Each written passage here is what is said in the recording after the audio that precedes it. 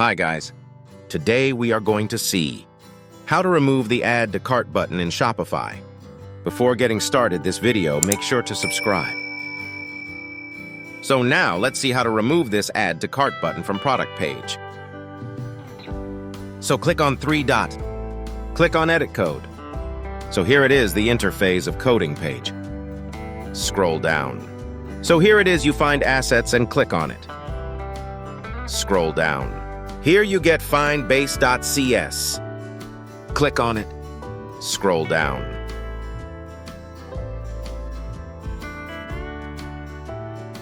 Copy these 3 lines code, and you get find these code link in the description.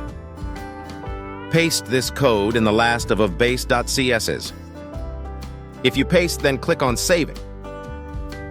Now go to the product page and refresh it.